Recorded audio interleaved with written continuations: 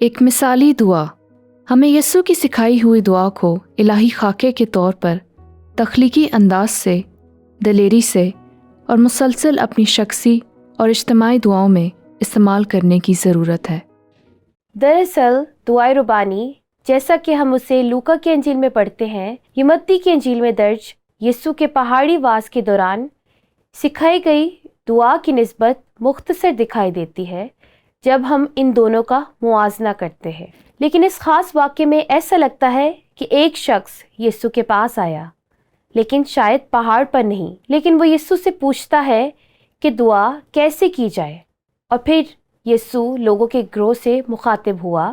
اس دعا کے الفاظ میں فرق دراصل سادہ طور پر وہ آزادی ہے جو خدا نے اپنے بیٹے کو دی۔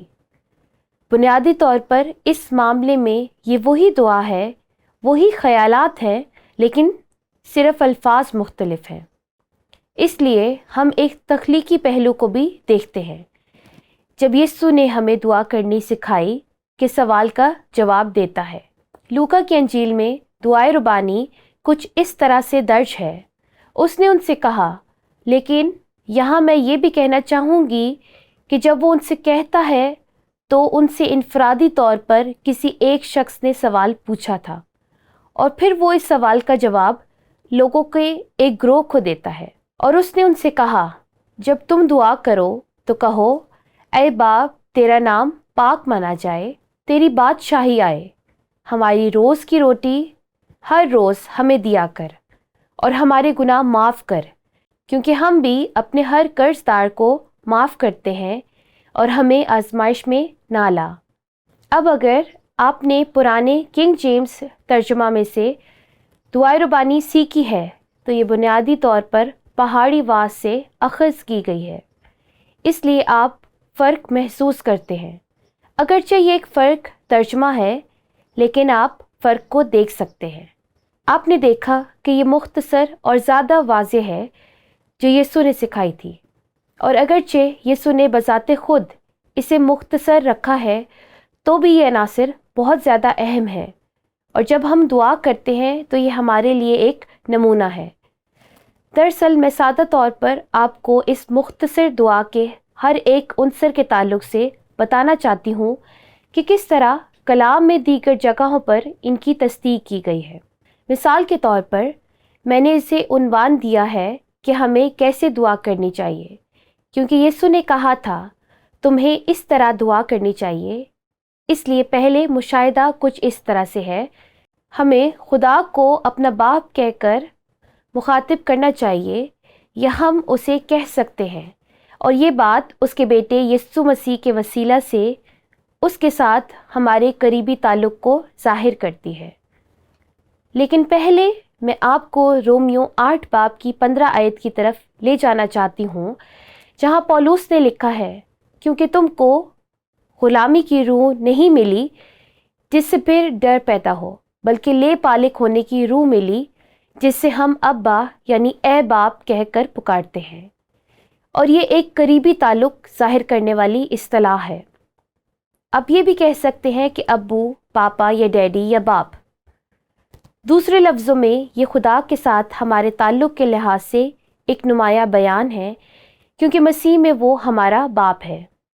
ہمیں دعا کیسی کرنی چاہیے کہ تعلق سے دوسرا مشاہدہ کچھ یوں ہے، اگرچہ خدا ہمارا آسمانی باپ ہے تو بھی ہمیں اسے اپنے قدوس خدا کے طور پر مخاطب کرنا نہیں بھولنا چاہیے۔ جب میں قدوس خدا کے بارے میں غور کرتی ہوں تو میں پولس کے بارے میں سوچتی ہوں، جس نے پہلے تیموتھیوس پہلے باب کی 17ویں آیت میں یہ لکھا ہے، اب ازلی بادشاہ یعنی غیر فانی نادیدہ واحد خدا کی عزت اور تمجید عبدالآباد ہوتی رہے، آمین۔ یقیناً پولس نے تیموتھیوس کو یہاں جو کچھ لکھا ہے اس کے ہر الفاظ میں خدا کی قدوسیت کا عنصر موجود ہے۔ اب ہمیں دعا کیسی کرنی چاہیے کے تعلق سے تیسرا بیان کچھ یوں ہے، ہمیں دعا کرنی چاہیے کہ یسوع مسیح آج ہمارے دلوں میں بادشاہی کرے گا، اور ایک دن حتمی طور پر زمین کے تمام لوگوں کے دلوں میں بھی۔ پطرس نے جو لکھا ہے مجھے وہ بات بہت پسند ہے۔ بلکہ مسیح کو خداوند جان کر اپنے دلوں میں مقدس سمجھو۔ یہاں ایک مرتبہ پھر ہم لفظ مقدس دیکھتے ہیں، لیکن ہم لفظ خداوند بھی یہاں دیکھتے ہیں۔ یسوع مسیح خداوند یعنی خداوند یسوع مسیح۔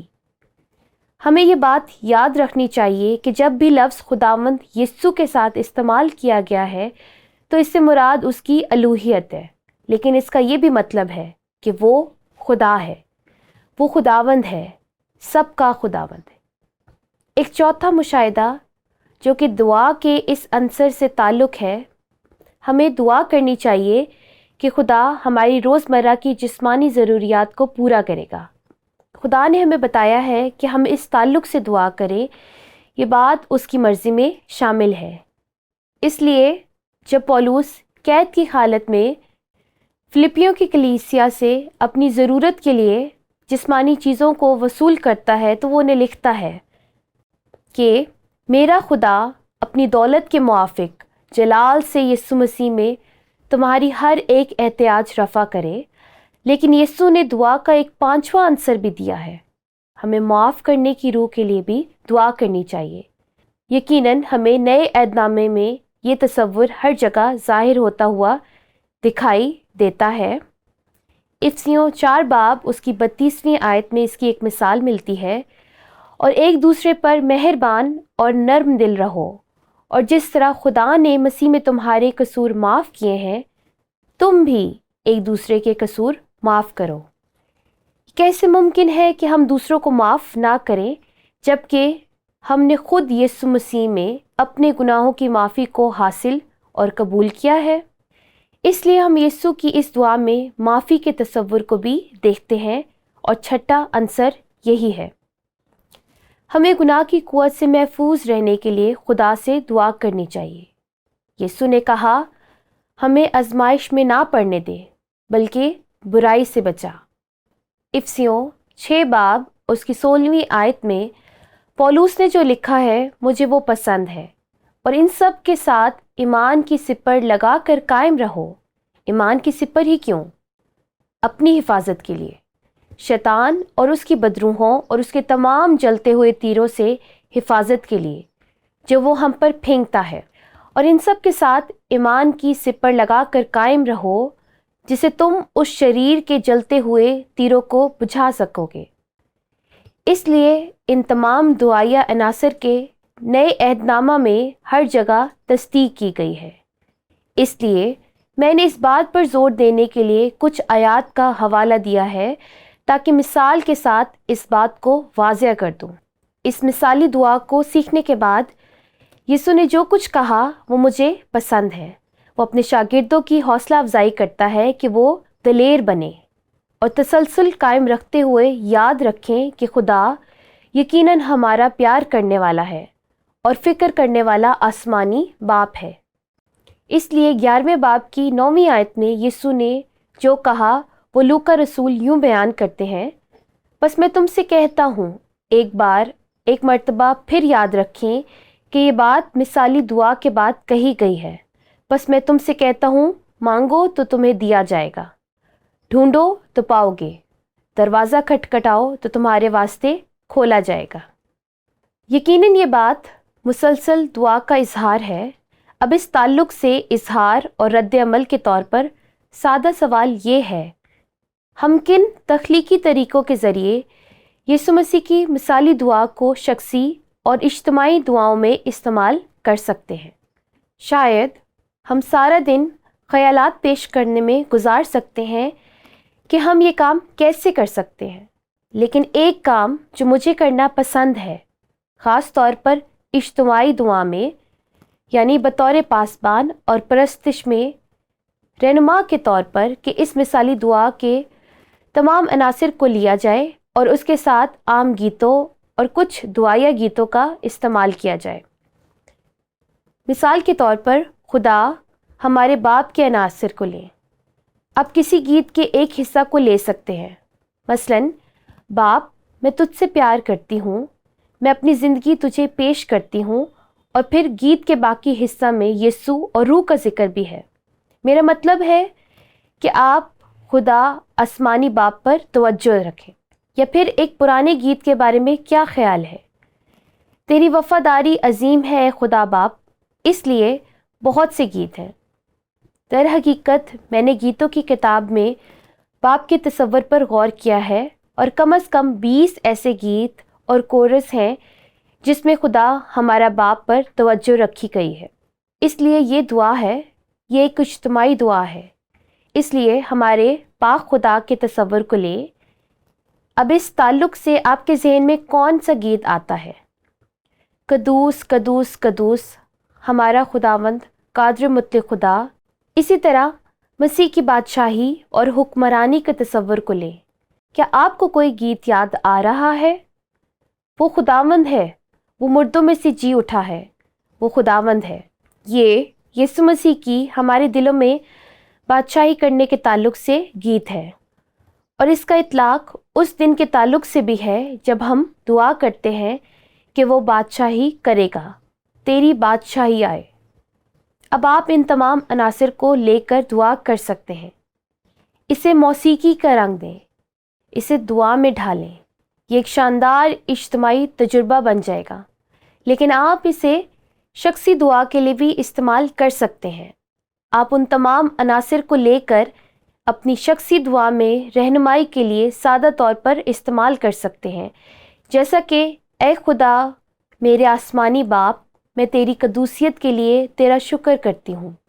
تو جو ہے میں اس کے لیے تیرا شکر کرتی ہوں۔ میں تیرا شکر کرتی ہوں کہ تو نے ہمیں توفیق دی کہ تیرے بیٹے کے پاس آئیں، اور تیرے بیٹے یسوع مسیح کے وسیلہ سے تیرے پاس آئیں۔ خداوند، میں چاہتی ہوں کہ تو میرے دل کا مالک ہو۔ میں چاہتی ہوں کہ تو میرے دل میں بادشاہی کرے۔ میں چاہتی ہوں کہ تو میرا بادشاہ ہو۔ میں اس دن کی منتظر ہوں جب سب لوگ پرستش کے لیے تیرے آگے جھکیں گے۔ ہر ایک گھٹنا تیرے آگے جھکے گا، اور ہر ایک زبان اقرار کرے گی کہ تو ہی خداوند ہے۔ اس لیے آپ اس طرح سے دعا کرنا جاری رکھ سکتے ہیں۔ اے باپ، تو میری ضروریات سے واقف ہے، تو میری جسمانی ضروریات سے واقف ہے، تو میری جذباتی ضروریات سے واقف ہے، میری روحانی ضروریات سے واقف ہے۔ میں دعا کرتی ہوں کہ تو نہ صرف میری روز کی روٹی مجھے دے، بلکہ میری روح کو بھی سیر کر۔ اے خداوند، میں تیری معافی کے لیے تیرا شکر کرتی ہوں۔ میری مدد کر کہ جنہوں نے میرے خلاف گناہ کیا ہے میں ان کو معاف کروں۔ اے خداوند، میری مدد کر کہ ہمیشہ معافی کی روح میں چلوں۔ اے باپ، جب مجھے آزمائش کا سامنا ہو تو میری مدد کر، تاکہ میں خدا کے سب ہتھیار پہن لوں، تاکہ برائی سے محفوظ رہ سکوں۔ یسوع کے نام میں میری اس دعا کو قبول کر، آمین۔